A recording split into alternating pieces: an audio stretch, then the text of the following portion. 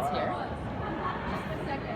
Hi, guys. Hello. David. Hello. How you doing? Good. Good. Have I met anyone before? No. I don't think so. Nice to meet you. Nice to meet you. You having a good time? We are. Are you enjoying? How about you? You've been here for just a little bit so far, I've been right? here for like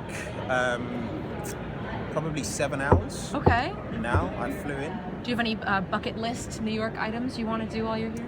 I don't know that I'll have the time because Okay. we're right in the middle of shooting episode 8. So I literally stepped off set, went to the airport, the flight was delayed, read episode 11, and then landed. And conventions are great places to be when you have jet lag. Because you're literally like, is that Chewbacca? Does she have green ears? Yes. Am I sleeping? Is this real? And it is. And you're all very real, and it's totally real. So what can you tease about Containment? What can I tease about it? Okay, so I just read episode 11, and the words that I shared with my cast were, that's extraordinarily beautiful. And I think it's a good place to start because we're dealing with a horrific virus. We're dealing with lives being torn apart and relationships being strained and struggle going on. But the job that the writers are doing, and certainly I don't watch my stuff back, but I sort of sneak on set when other people are working and see what's going on, and it's shot like a film. And the work that these guys are doing is, I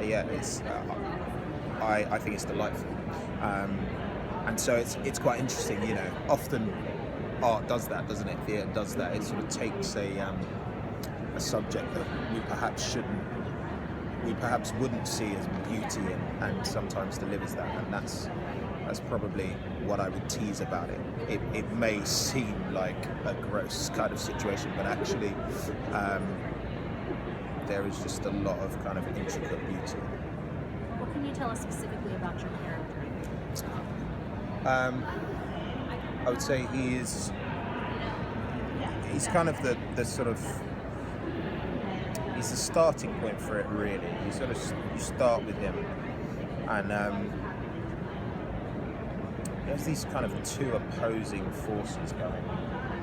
He's trying to do right by his job and by his friends and his family, and he's trying to fight this virus, and at the same time he's having questions pulled of him from society. I guess a bit like lots of the police force at the moment in America, with kind of police and public relations being as frayed as they are, just trying to toe the line with authority, but also trying to appease the public.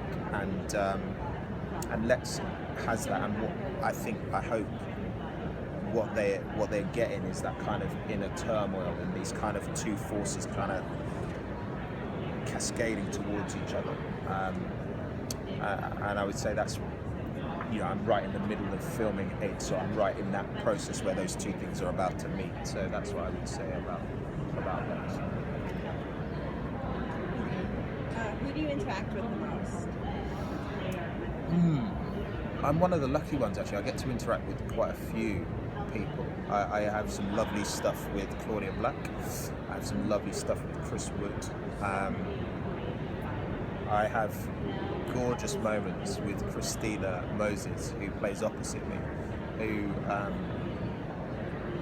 it's really funny. We Chris Wood, Christina, Kristin, we all met in our audition.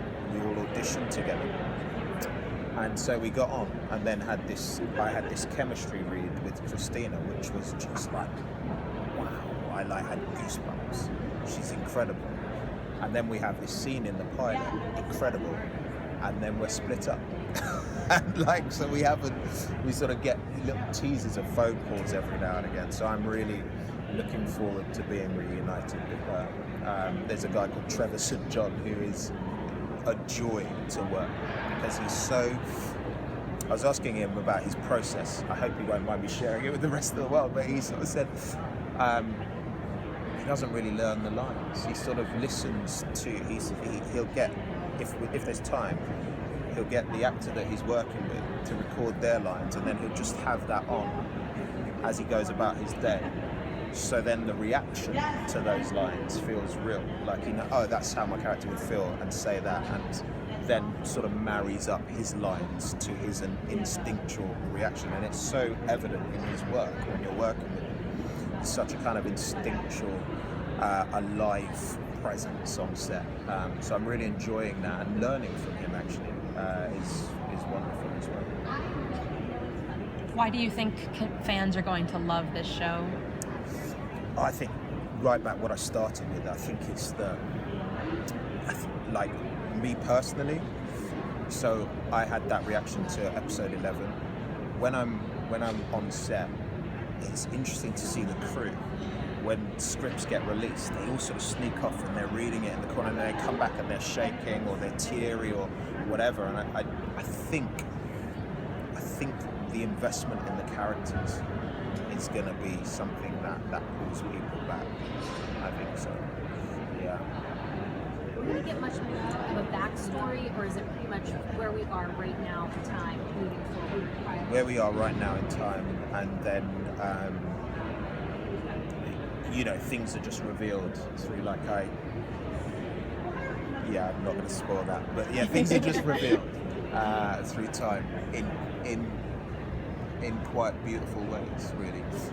We also have